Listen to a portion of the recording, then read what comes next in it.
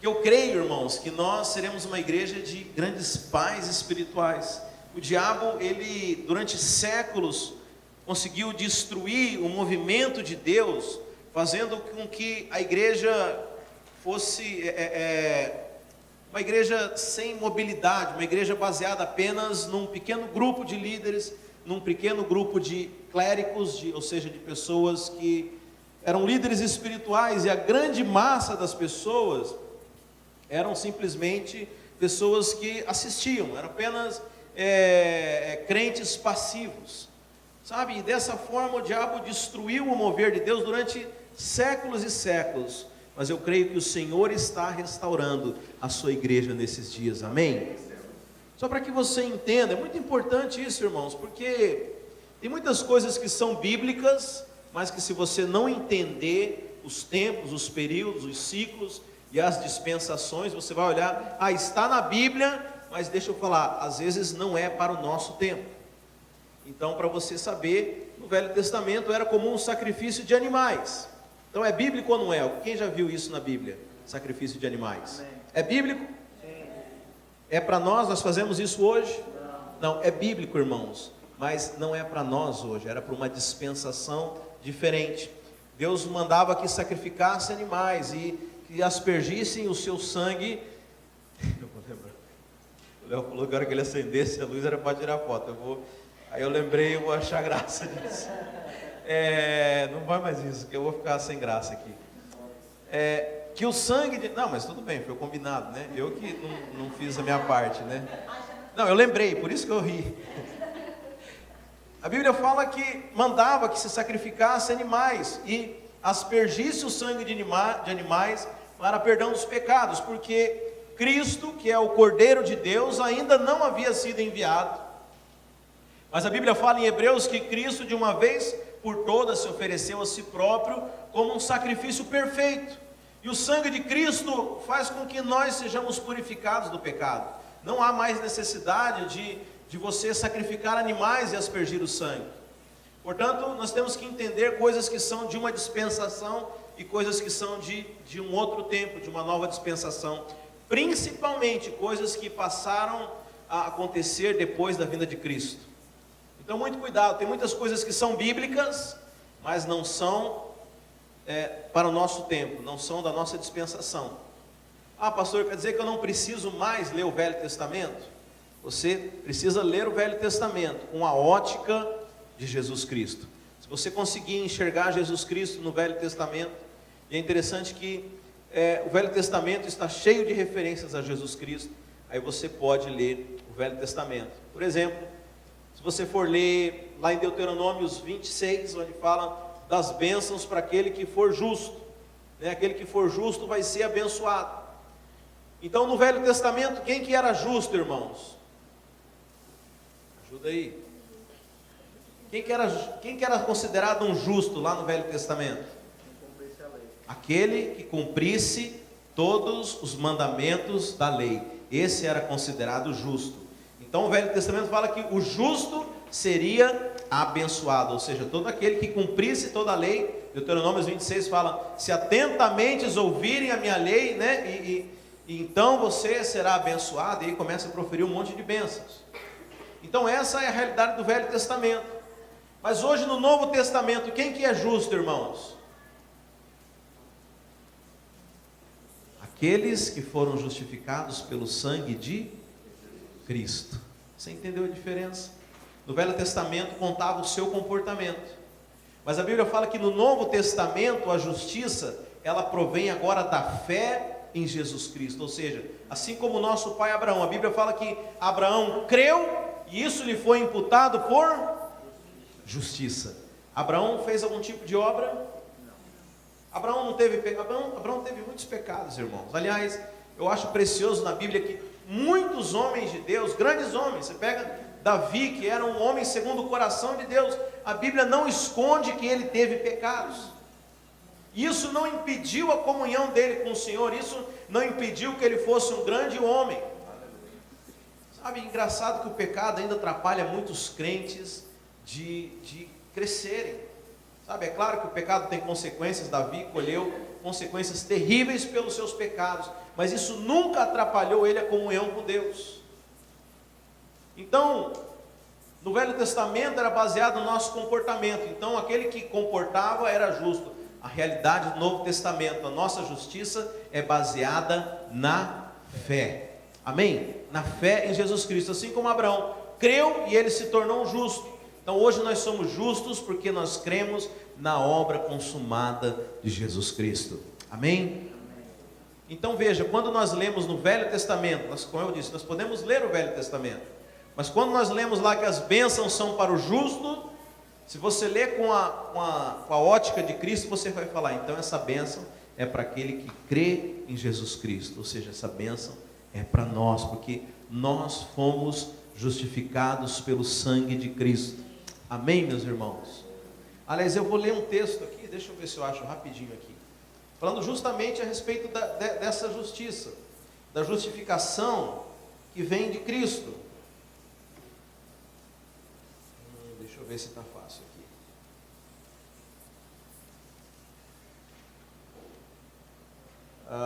Em Filipenses 3, o apóstolo Paulo fala de algo interessante.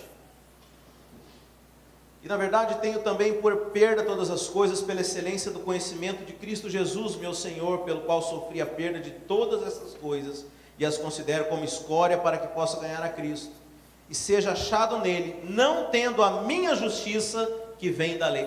Olha que interessante isso que o apóstolo Paulo fala. Filipenses 3, verso 9. Se alguém quiser acompanhar. Não tendo a minha justiça que vem da lei, mas a que vem pela fé em Cristo, a saber, a justiça que vem de Deus pela fé. Então o apóstolo Paulo está dizendo aqui que existem dois tipos de justiça. E é interessante que ele fala assim, não tendo a minha justiça. Talvez na sua versão esteja a justiça própria. Quem já ouviu falar em justiça própria? A justiça própria, da onde que ela vem? Olha o que o apóstolo Paulo diz aqui. Vem da lei. Você sabe, quem cumpre a lei é cheio de justiça própria. Você sabe o que é cumprir a lei? Talvez você já foi vítima de alguém assim na igreja. O irmão, ele acha que ele faz tudo certo, ele acha que ele cumpre todos os mandamentos. E aí o que acontece com ele? Ele fica cheio de justiça própria. Ele acha que ele é mais santo que o outro. Ele olha para aquele outro irmãozinho que talvez é novo na fé, que ainda tem algumas coisas que está lidando na vida dele. E ele olha com desprezo, porque ele fala, eu cumpro a lei do Senhor. Sabe, isso é a justiça própria. Aliás, eu estou lembrando da oração aqui do fariseu e do publicano, né? Que a Bíblia fala que o fariseu batia no peito e dizia, olha, eu cumpro os mandamentos, eu faço tudo, eu isso, eu aquilo, né? E o publicano, a Bíblia fala que não conseguia nem erguer o seu rosto. Falava, eu sou um pecador, eu não mereço nada. E aí Jesus pergunta, quem que você acha que saiu dali justificado? Obviamente aquele que buscou, que acreditou que não merecia. Porque, irmãos, Jesus Cristo é o Salvador. Aquele que cumpre a lei precisa de alguém para salvá-lo? Não. Pois é, essa é a lógica, irmãos. Então o apóstolo Paulo fala que existem dois tipos de justiça. Nós podemos basear na justiça própria, que é a justiça que advém da lei, ou seja, eu cumpro as coisas, então eu sou justo, eu mereço. Agora cá entre nós, irmãos, alguém consegue cumprir toda a lei do Senhor? Eu já vi irmãos que falam assim, olha, eu consigo cumprir quase todos, só tem uma coisinha aqui para resolver, mas eu sou muito bom, porque eu cumpro quase todos os mandamentos. Mas é interessante que lá no livro de Tiago, a Bíblia fala o seguinte, que se você cumpre a lei, mas se você erra em um único mandamento, você é culpado de toda ela. Então não importa o quanto você consegue, mas se você não cumpre ela toda, você é culpado, você é errado do mesmo jeito. E se você diz que cumpre a lei, é pior ainda, porque a Bíblia fala que aí você chama Deus de mentiroso, porque todos os homens pecaram. Por isso, irmãos, a justiça que nós devemos estar baseados é a justiça de Cristo, a justiça que provém da fé. A fé, agora é interessante que a gente fala muito de fé. E fé é algo que até o ímpio tem, porque a fé ela não precisa ser necessariamente em Cristo. A fé pode ser em qualquer coisa. Eu conheço muito ímpio que tem fé em si mesmo. Então, quando nós falamos em justiça que provém da fé, é na fé em Cristo, mas não é apenas em Cristo. Você sabe, tem muitas igrejas que acreditam em Jesus Cristo, mas apenas como um homem bom, apenas como o menino Jesus, como a criança, como alguém que não fez. A fé precisa ser naquilo que Jesus Cristo fez, na obra dele, que foi vir e se entregar por nós e morrer no nosso lugar pelos nossos pecados. É essa fé que nós precisamos ter. E todas as vezes que o inimigo vier te acusar, que você for acusado, você precisa ter fé que o Cordeiro morreu no seu lugar e que aquilo que o inimigo está te acusando naquele momento já foi levado na cruz de Cristo por ele. Essa é a fé que é a fé salvadora. Essa é a justiça de Cristo. Sabe, quando o inimigo vier te acusar, você fala: não, peraí, eu não sou mais essa pessoa. Eu fui comprado, eu tenho uma justiça que é de Cristo, alguém pagou a dívida no meu lugar. Sabe, essa é a fé que nós precisamos ter. Jesus Cristo já pagou pelos nossos pecados. Sabe, irmãos, essa fé é fantástica. E o problema é que muitas vezes nós nos esquecemos dela. É interessante, porque nós falamos sempre aqui, e muitas vezes acontece alguma coisa errada, os irmãos vêm falar comigo: ah, pastor, eu acho que é porque Deus pesou a mão, porque eu fiz tal coisa errada e tal coisa. Quer dizer, esqueceu da fé. Esqueceu da fé. Veja, novamente, irmãos, que eu falo, pecados, coisas erradas, elas têm consequências, tá? Mas eu estou dizendo da parte de Deus, o assunto já está resolvido, a dívida já foi paga. Amém? Você sabe porque você, quando se converteu, provavelmente quem falou assim: olha, se você fizer essa oração comigo aqui, todos os seus pecados estão perdoados. Quem fez isso? Uai, só assim, nós vamos ter que fazer de novo aqui. Todo mundo, né? Vocês só não querem levantar a mão, vamos pensar assim? Então tá bom. Quando você faz... Vocês estão entendendo o que eu estou falando? Alô? Amém? Amém? Amém? Glória a Deus. Eu falei para levantar a mão, ninguém levantou. Será que o pessoal está acompanhando? Às vezes eu me empolgo e vou falando muitas coisas.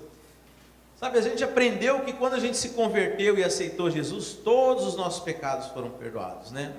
Mas muitas vezes, depois daquilo, você acha: não, agora o negócio ficou estreito, né? Agora o que eu cometer de pecado daqui para frente, Deus vai cobrar de mim. Mas não é assim, irmãos. Deus já te perdoou todos os seus pecados, inclusive os que você ainda vai cometer. Posso ouvir um amém?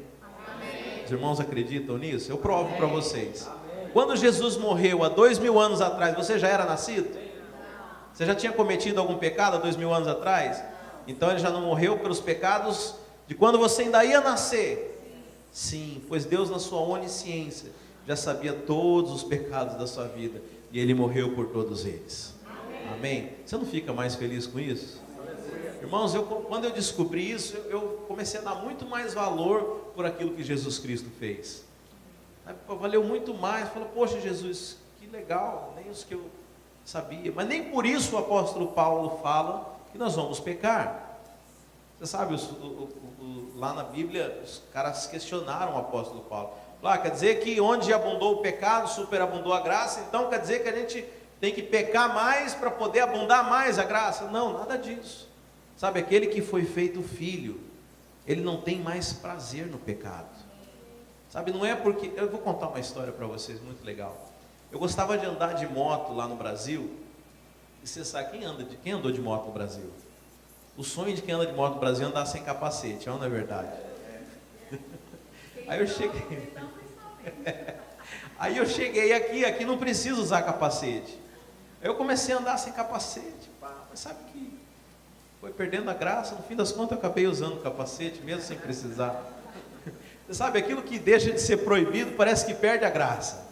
Por isso que a Bíblia fala que o aguilhão do pecado é a lei. Quanto mais você proíbe, mais parece que a pessoa quer transgredir a lei. Por isso a Bíblia fala que a lei, ela veio para manifestar o pecado. Por exemplo, essa porta aqui, ninguém nunca pensou nela, né? Mas vamos supor que eu colocasse uma placa aqui: não abra essa porta de maneira alguma, absolutamente, a face dela. Aí todo mundo ia ficar curioso para saber o que tinha ali naquela porta. O pecado é mais ou menos isso, fala, não faça tal coisa. Fala, não, mas agora eu quero fazer.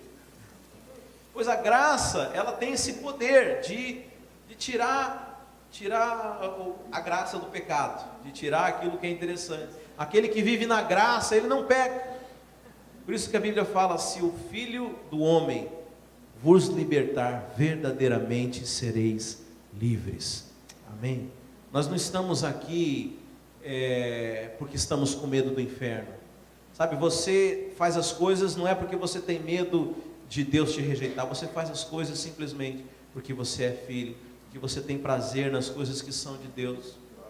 Você já imaginou isso? Que coisa horrível. Está uma igreja cheia aqui de pessoas que estão aqui, mas estão aqui não porque amam a Deus, mas porque estão com medo de ir para o inferno. Você já pensou nisso? Já pensou se a sua esposa, seu cônjuge, seu relacionamento fosse dessa forma? Falar, me dá um abraço, tá, vou te dar um abraço, né, porque senão sua mão vai pesar sobre mim, né, o seu castigo vai vir, então eu abraço, mas é por uma obrigação, sabe, Deus não quer um relacionamento assim. Por isso a primeira coisa que Ele te libera é dessa questão, desse medo. Por isso o apóstolo Paulo fala que nós recebemos um espírito de adoção, um espírito de filhos, para que nós não servíssemos mais debaixo do espírito de escravidão.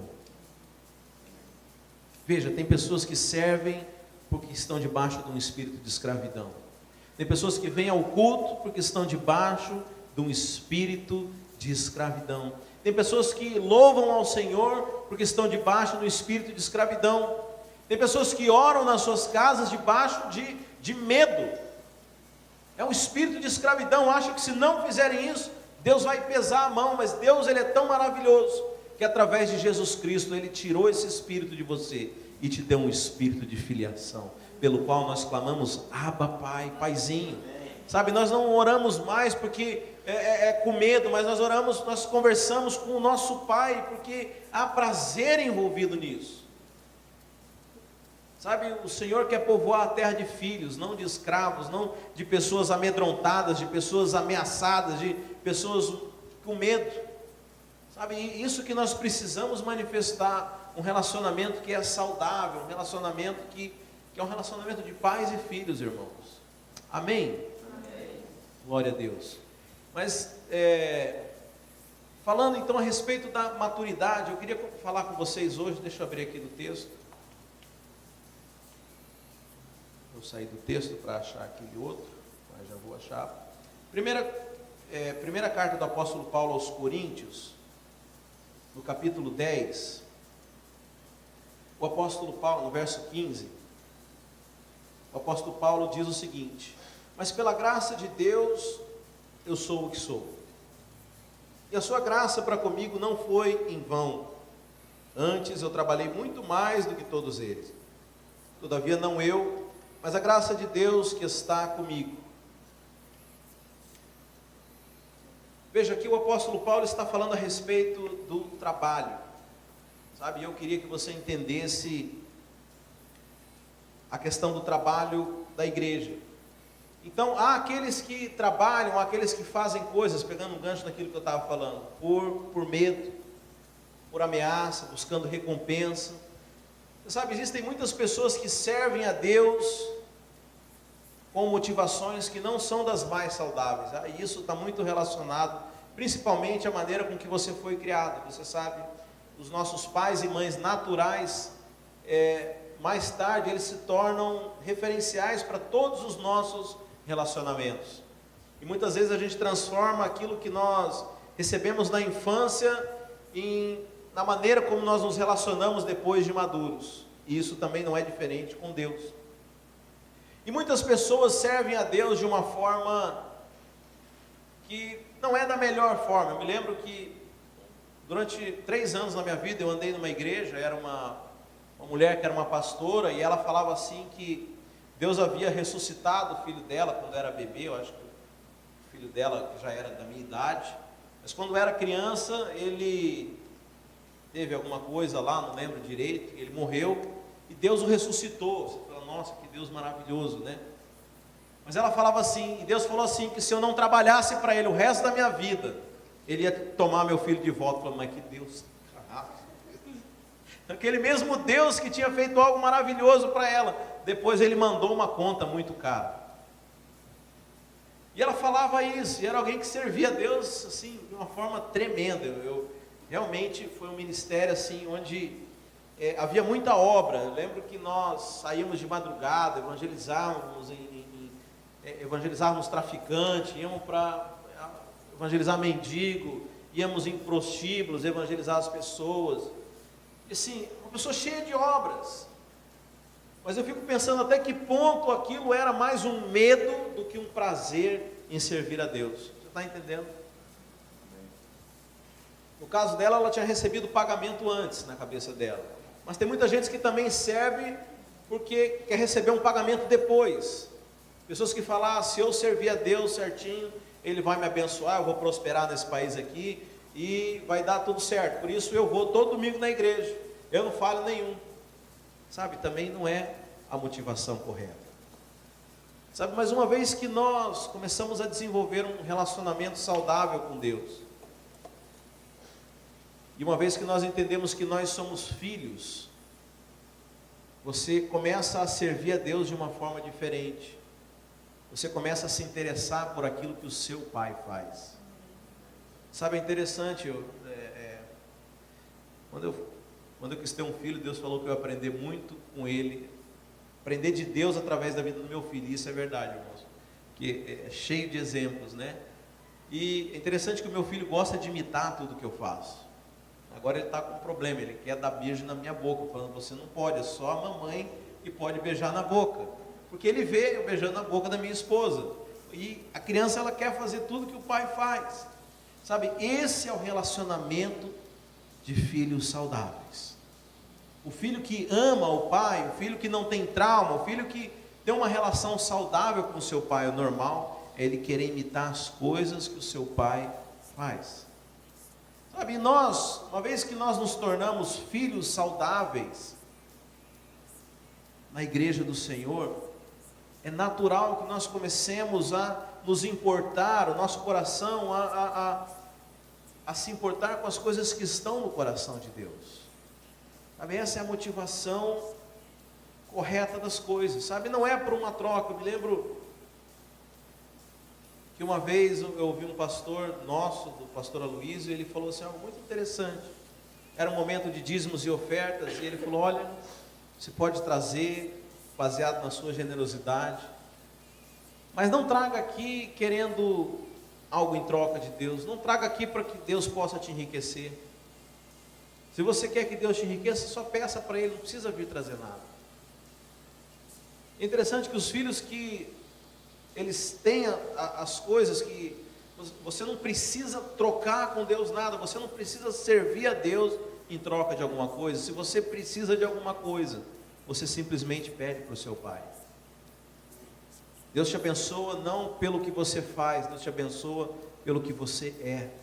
Você se tornou filho amado, Deus tem prazer. Nós estávamos compartilhando sexta-feira isso na célula, que Jesus Cristo, antes de fazer qualquer coisa no ministério dele, ele foi ser batizado no Rio Jordão, e a Bíblia fala que os céus se abriram e uma voz falou, este é o meu filho amado em quem me compraram. E Jesus não havia feito nada ainda. E esse é o padrão para nós, irmão. Você não precisa ter feito coisa alguma para Deus chamar. Na verdade, o amor dele é baseado porque você se tornou filho. Sabe, eu amo meu filho porque ele é o meu filho. E quando ele faz coisa errada, eu continuo amando ele, ainda que às vezes eu tenha que corrigi-lo. Sabe, portanto, nós não deveríamos em momento algum ter dúvidas a respeito do amor de Deus. O amor de Deus precisa ser o nosso combustível e a nossa motivação das coisas. Mas uma vez que Jesus Cristo ouviu que ele era o Filho amado e que Deus tinha prazer nele, provavelmente depois disso ele começou a desfrutar desse amor. E sabe, quando você começa a desfrutar do amor de Deus, você é inundado de algo tão grande, porque a Bíblia fala que o próprio Deus é o amor. Você se torna tão cheio de Deus que você não consegue ficar com isso só para você. Porque Deus, Ele se manifesta de uma forma plural. Se você olhar no começo da Bíblia, quando Deus vai criar os céus e a terra, Ele fala assim: façamos. O próprio Deus, Ele se manifesta de forma plural. O corpo de Cristo, Ele se manifesta de forma plural. Sabe, o Evangelho, ele não é para ser vivido na individualidade. Ah, pastor, é sério isso? Eu sei que às vezes, pelo menos eu falo por mim, irmãos, eu, como muitas pessoas que vivem no mundo, era extremamente individual, gostava demais da individualidade, achava que não era necessário conviver com outras pessoas. Mas à medida que eu fui conhecendo o amor de Deus, eu fui começando a ter prazer em estar com outras pessoas, prazer no corpo de Cristo. Porque Deus é assim, irmãos, Deus, Ele se manifesta através da completude, do coletivo. Sabe, quando nós recebemos desse amor, a nossa reação, irmãos, natural, é querer servir, é começar a se importar com as coisas de Deus. Por que eu estou falando isso? Porque nós temos vivido tempos onde a igreja se tornou individualista. A igreja se amoldou ao padrão de vida das pessoas desse século. A igreja se tornou muito parecida com aquilo que o mundo tem vivido. Aliás, adaptou o seu discurso para agradar aquilo que o mundo demanda naquele momento, aquilo que as pessoas estão ansiando naquilo, e não mais aquilo que era o centro do coração de Deus.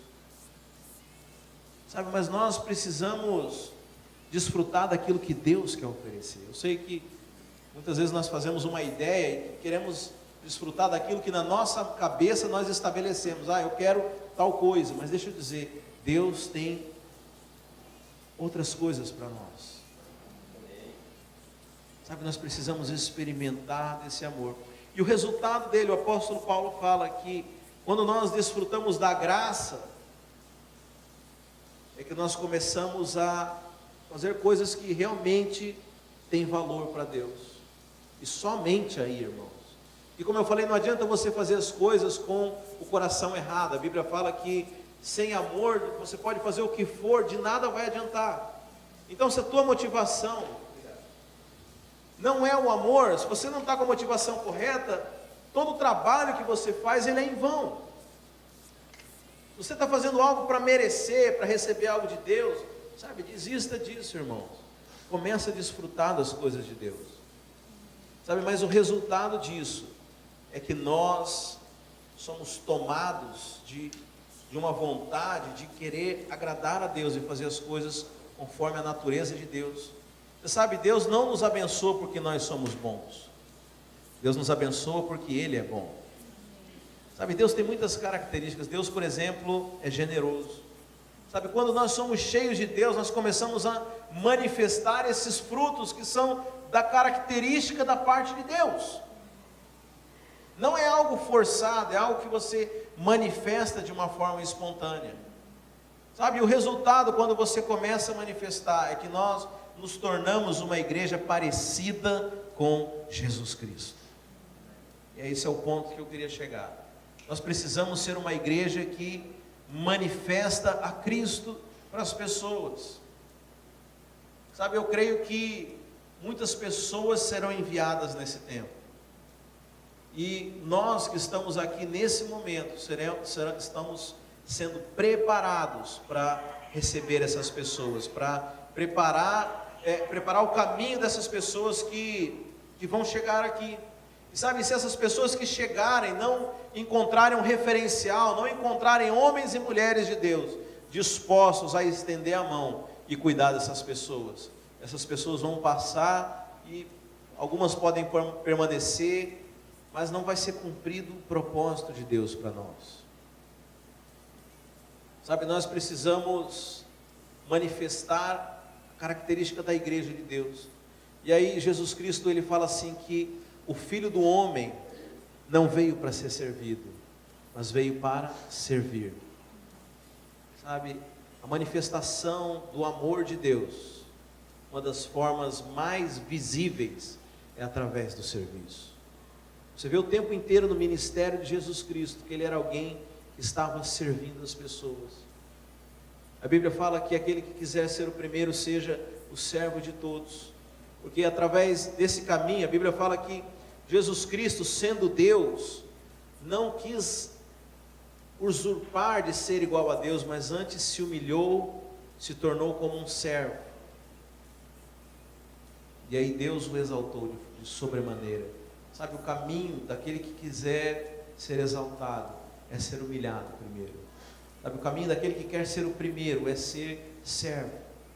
Sabe, nós precisamos, como igreja do Senhor, manifestar o fruto da servitude.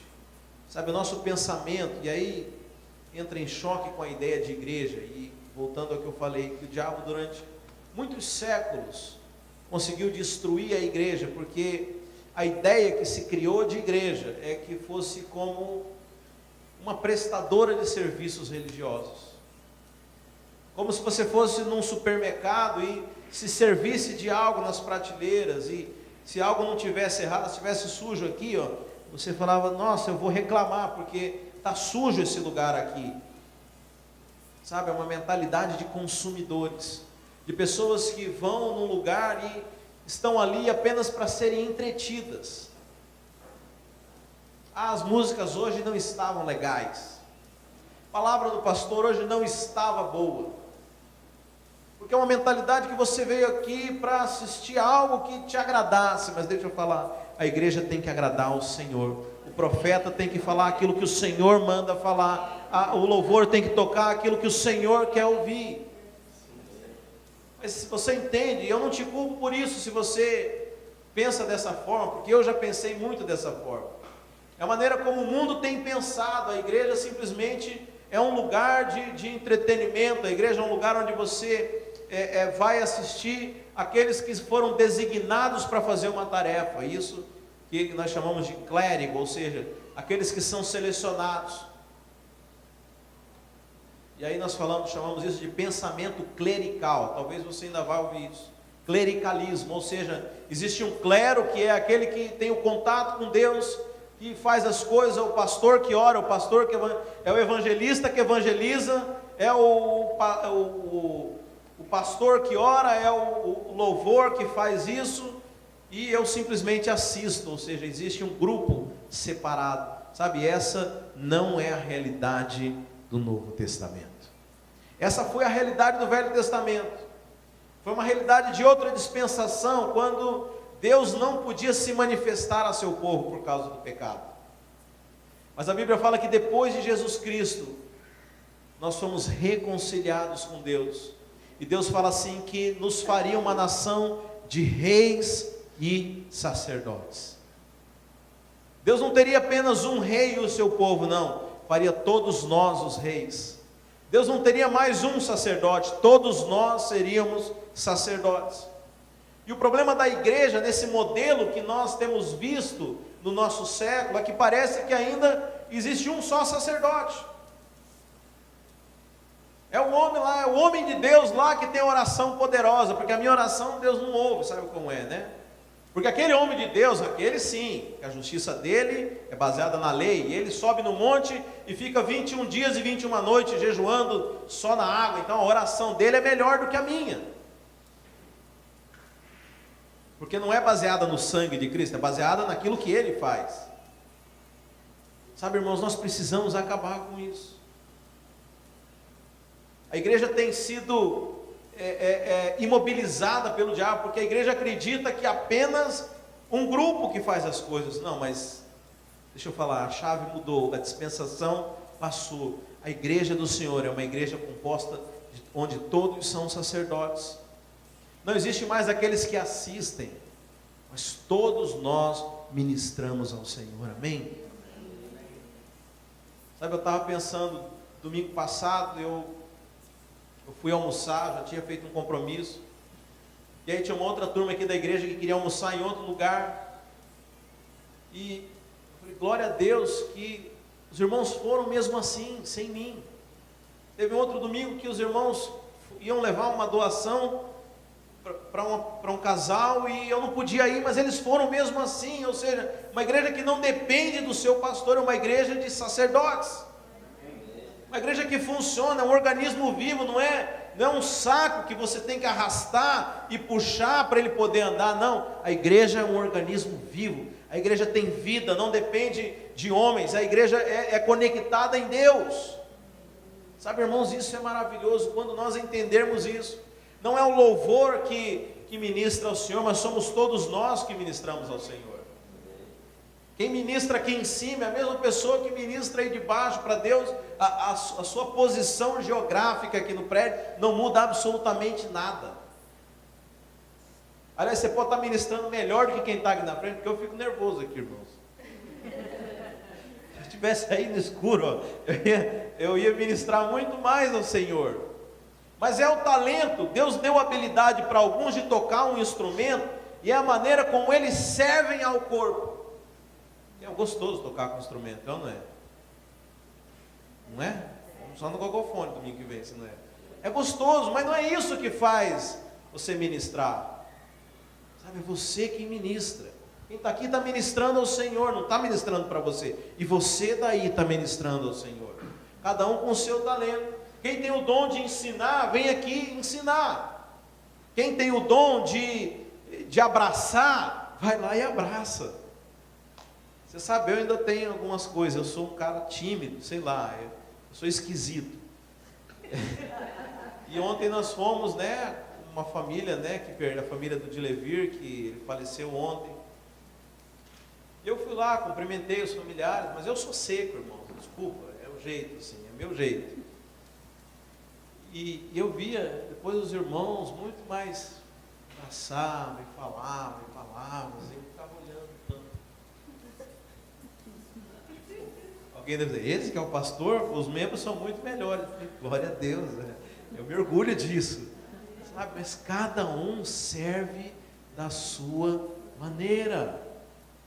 É a maneira de cada um servir. Irmãos, eu não tenho todos os talentos, nem devo ter. Aliás, quando eu era novo convertido, tinha uns caras que falavam, fulano, pastor, homem de Deus, tem os 9 talentos, E aí depois eu fiquei pensando, será que alguém poderia ter os 9 dons do Espírito Santo?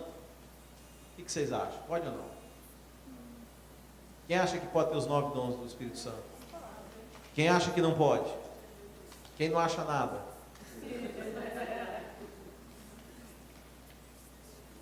Poder pode, a Bíblia fala que o Espírito Santo ele dá para cada um conforme quer, mas eu acho que ele não faz isso, tá? Porque a igreja ela é um corpo, ela não é um indivíduo. Ninguém sozinho consegue manifestar Deus na sua completude. Deus ele se manifesta de uma maneira multiforme, e essa manifestação só é completa quando nós todos funcionamos, quando nós todos manifestamos o que foi dado a cada um. O Senhor não pode dar tudo para mim, irmãos, porque senão eu sozinho faria todo o trabalho. Isso é antibíblico, isso não é o espírito da casa de Deus. O espírito é que eu dependa de você, você dependa do seu irmão dependa de outro irmão, o outro irmão dependa de mim. Nós somos um corpo, mas esse corpo precisa funcionar.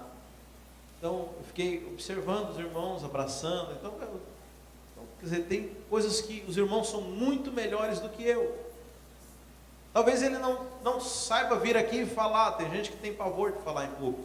Eu tenho pavor de falar individualmente. Eu prefiro falar em público do que falar individualmente. Cada um é de um jeito. Sabe, mas cada um serve naquilo que Deus lhe confiou no seu talento. Você já perguntou qual que é o seu talento? Você sabe naquilo que você é bom? Ah, pastor, eu sei. Irmão, eu sei que faz pizza, isso é muito bom. Você sabe que comida é assim, algo extraordinário. Porque crente gosta de comer, É um dom extraordinário isso no corpo de Cristo, saber cozinhar. Graças a Deus, louvo a Deus que essa igreja tem muito churrasqueiro, amém? E aí vem uns caras, tipo o Alexandre, o cara é esportista, Foi fazer torresmo ali, foi ensinar a receita de torresmo, ao invés de ensinar a gente esporte. Isso é a preciosidade do corpo. Cada um serve com seus talentos. Não pense você que porque o seu talento não é estar aqui na frente, o seu talento é menor do que o de qualquer outra pessoa. Você sabe, às vezes o seu talento não é um talento muito visível. Por exemplo, tem gente que tem o talento de passar uma vassoura. É um talento, irmãos. Tem gente que varre. Você acha que isso é um problema? Imagina se não varresse, como é que estaria esse prédio aqui? Sabe, as coisas são muito simples. Então ninguém pode se excusar e dizer assim: ah, eu não tenho nada para servir. Ah, eu não sei fazer nada, pastor. Alguém alguma coisa sabe fazer. Sabe contar piada? Então alegra a vida dos irmãos. Você sabe telefonar? Liga para um irmão. Ah, você sabe fazer pizza? Faz uma pizza e dá para o pastor.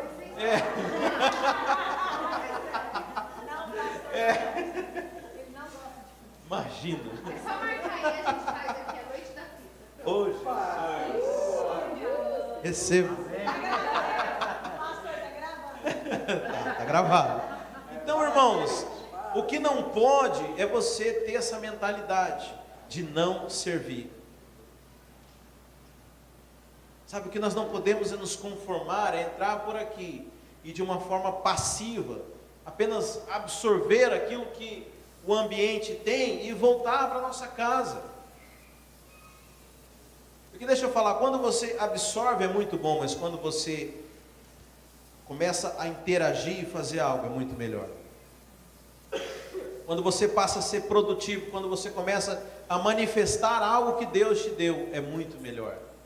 Aliás, Deus biblicamente, Ele fala o seguinte, que Ele confia talentos a todos, mas aqueles que usam o seu talento, Deus dá mais.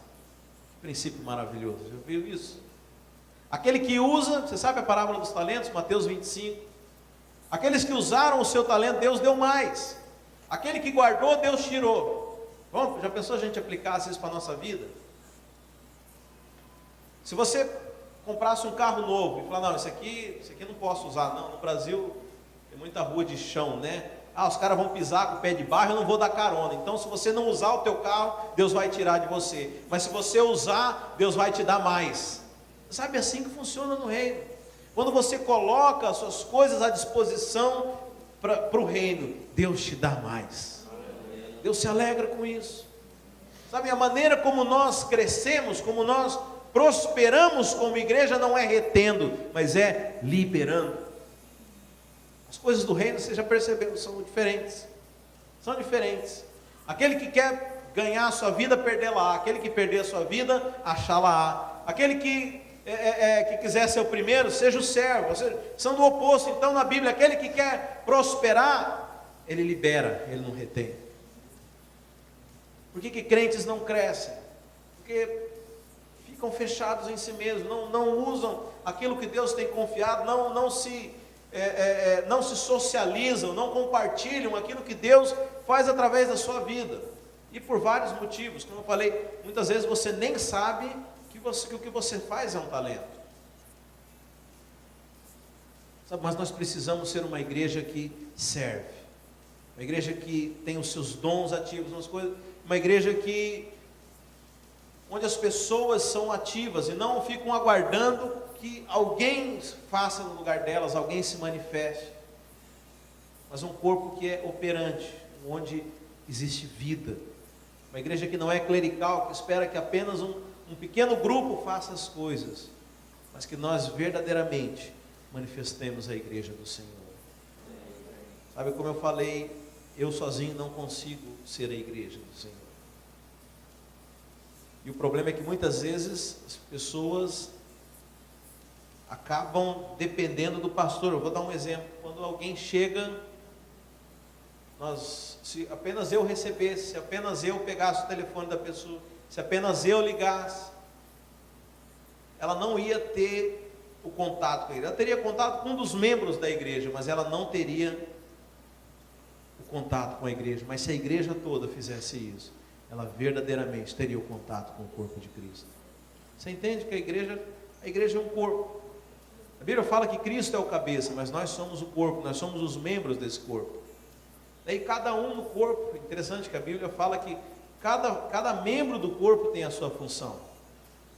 Então imagina que alguém só conhecesse a minha mão. Lembra na família Adams tinha uma mãozinha que andava assim. sozinha, né? Então eu queria conhecer o pastor Elias, eu mandar só a minha mão lá.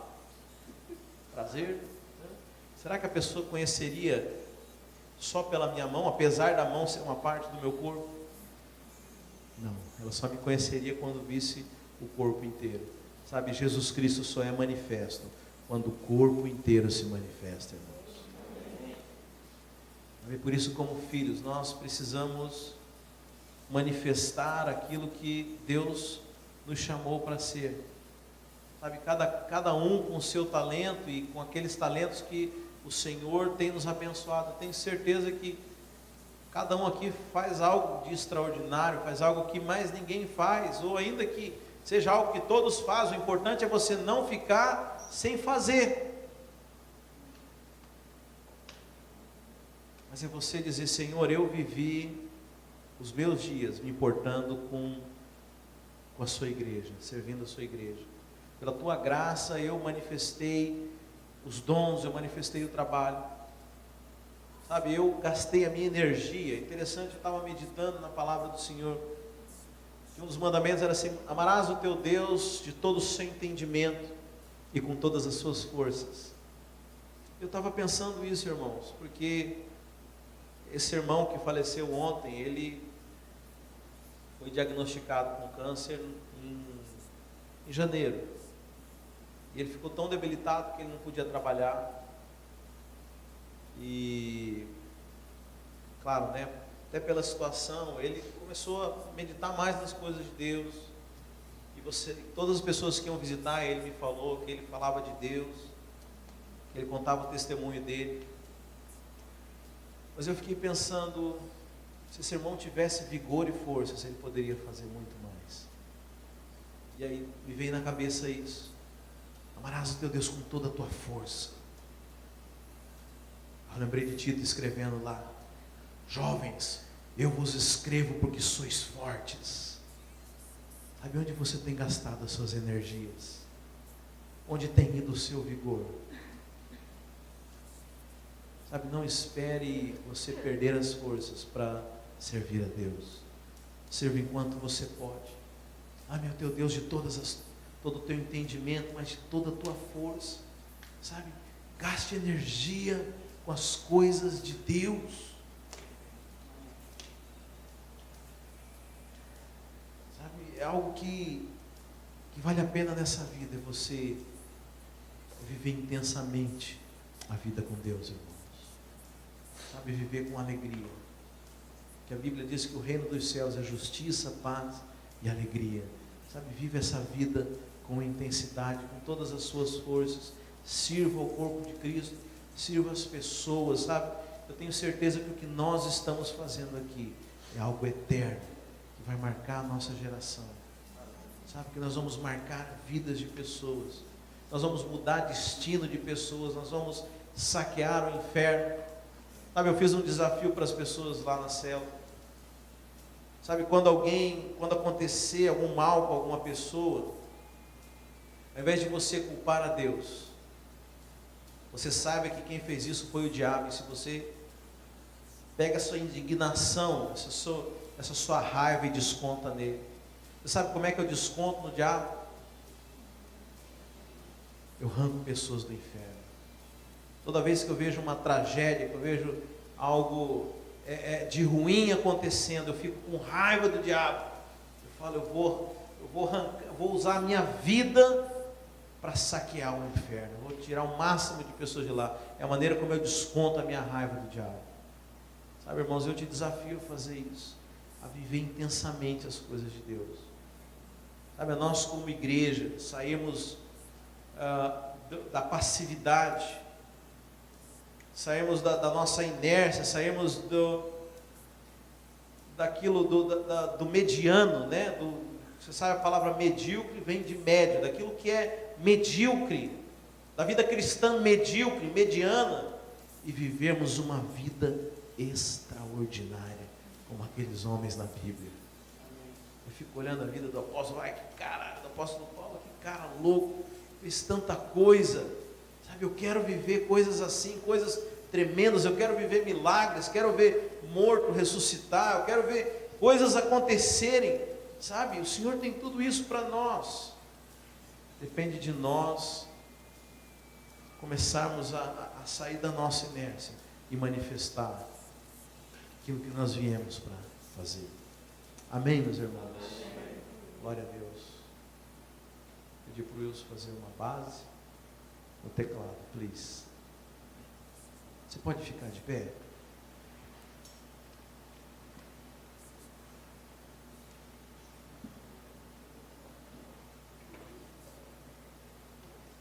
Eu quero te desafiar a ser alguém que vai começar a servir ao corpo, sem assustar. Você foi para acordar. Nós combinamos antes do culto. Esse teclado da família Adams também não, por favor, não pede melhor.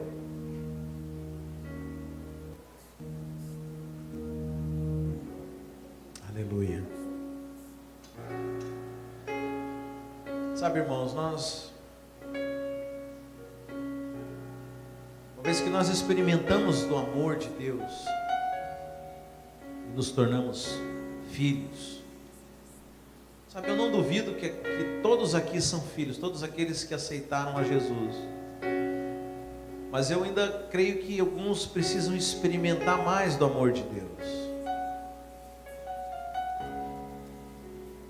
Sabe, mais uma vez que nós começamos a desfrutar disso, nós começamos a manifestar as características do nosso Pai. Sabe, esse é o ambiente de igreja que nós precisamos ser. Uma igreja que veio servir as pessoas, uma igreja que constrange pelo amor. Sabe, como eu falei, aquilo que nós retemos, nós perdemos, mas aquilo que nós liberamos, Deus nos acrescenta mais. Porque nós somos chamados para fluir, nós somos canais que Deus utiliza. Quanto maior o canal, mais o Senhor abastece. Sabe, então eu quero dizer assim, está na hora de você começar a fluir nas coisas que Deus fez. Sabe, muita gente não flui porque ainda vive debaixo de acusação, porque acha que não é bom o suficiente, que não é digno. Eu quero dizer que, de fato, nenhum de nós é bom o suficiente, nenhum de nós é digno, mas por aquilo que Cristo fez, como nós lemos, não baseado na nossa justiça, mas por causa da justiça que vem pela fé. Hoje nós podemos fazer, hoje nós somos dignos por causa do sangue de Cristo. Por isso que o apóstolo Paulo fala, olha, pela graça de Deus. Graça é um favor imerecido. É pela graça de Deus, o apóstolo Paulo fala, eu sou o que sou. E eu trabalhei mais do que todos, porque o apóstolo Paulo entendeu que ele era apenas um canal, não dependia dele, não era pelo que ele fazia, não era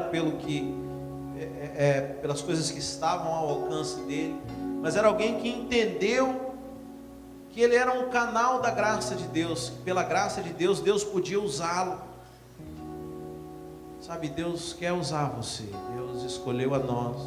A Bíblia fala que Deus escolheu as coisas loucas desse mundo para envergonhar os sábios. Deus escolheu os fracos para poder envergonhar os fortes. Sabe, somos nós, irmãos.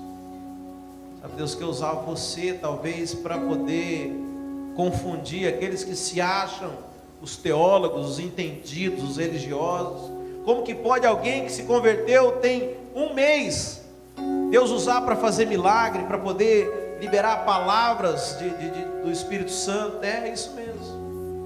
Deus quer usar as coisas loucas desse mundo para envergonhar a sabedoria humana, porque é Deus quem faz, nunca foi o homem.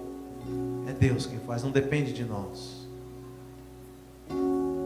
Então o meu convite é esse para você, que você seja um instrumento de Deus, da maneira, com aquilo que você sabe fazer, seja passar um pano, uma vassoura, seja fazer uma pizza, seja abraçar um irmão, dar um telefonema, alguma coisa. Sabe, que por menor que seja, aos olhos humanos, quando nós nos unimos e fazemos todos, nós nos tornamos a expressão de Deus, a expressão do corpo de Cristo. Feche os seus olhos. Pai, nós te louvamos porque por essa preciosidade que é o corpo de Cristo, Pai, por cada vida que o Senhor escolheu para que nós fôssemos a tua manifestação nesse lugar, Senhor. Pai, que o teu Santo Espírito nos traga essa consciência, nos traga essa sabedoria de entender o nosso papel no corpo de Cristo, ó Pai. E que juntos nós somos a expressão da sua glória, nós somos a expressão da multiforme graça do nosso Senhor. Pai, em nome de Jesus, que nós não venhamos ser apenas consumidores, nós não venhamos ser apenas aqueles que vêm receber algo, mas que nós venhamos a fluir desse rio de vida, ó Pai. Que o Senhor flua através de nós, ó Pai. Nós sejamos esses canais de bênção, Senhor, instrumentos seus, Senhor. Pai, que cada crente aqui tenha plena certeza e confiança que o mesmo Espírito que operou em Jesus Cristo está dentro dele, que ele pode fazer obras maiores ainda, Senhor.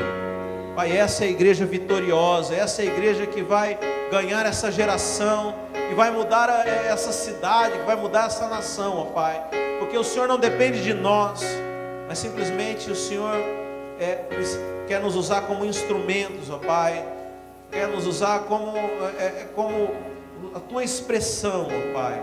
Que nós possamos ser essas pessoas, Senhor. É o que nós te pedimos e agradecemos em nome de Jesus. Amém.